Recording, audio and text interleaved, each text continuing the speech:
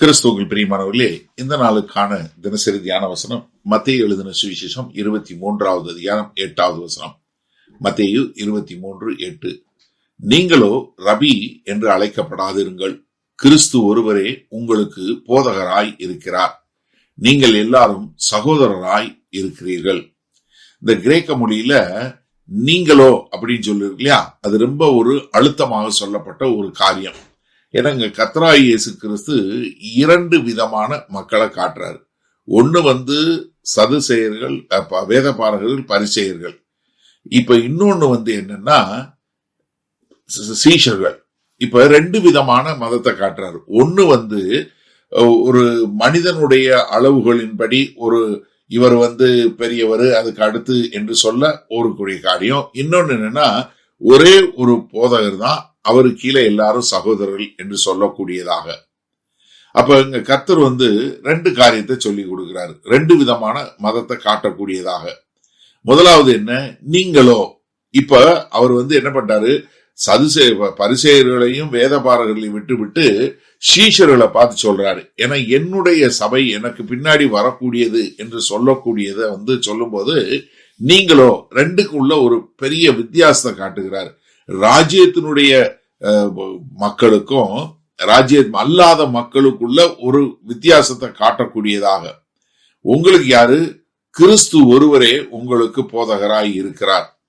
அப்ப என்ன இங்க அழகா சொல்லும் போது என்ன சொல்றாரு, ஒரே ஒருத்தர் தான் போதகரு, அது நான் தான்.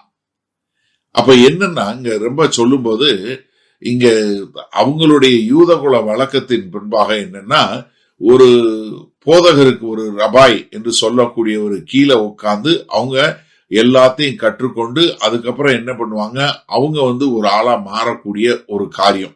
ஆனா இங்க கர்த்தர் சொல்றாரு, எல்லா மனிதனும், அதாவது சபையில உள்ள எல்லாருமே போதிக்கக்கூடியவங்க தான்.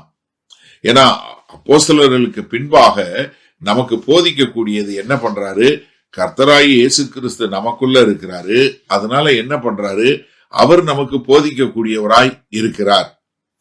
அதனால என்ன பண்றாரு, நீங்க யாரையும் போதகர்னு சொல்ல தேவையில்லை, நான் ஒருத்தன் தான். ஆனா நீங்க எல்லாம் யாரு, எல்லோரும் சகோதரராய் இருக்கிறீர்கள்.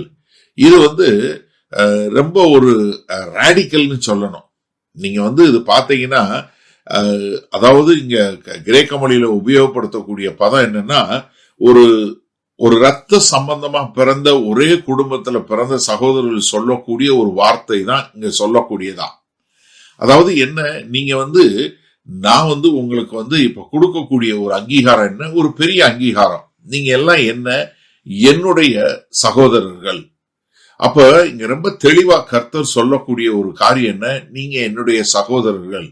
ஏன்னா ரோமர் 8:29 சொல்லுமே, நாம் அவருடைய சாயலுக்கு ஒப்பாய் இருப்பதற்காக தான் நம்மளை அழைச்சு கொண்டார். அப்ப என்னன்னா, எல்லாரும் போதகர்கள் கிடையாது, ஒரே ஒரு போதகர் தான்.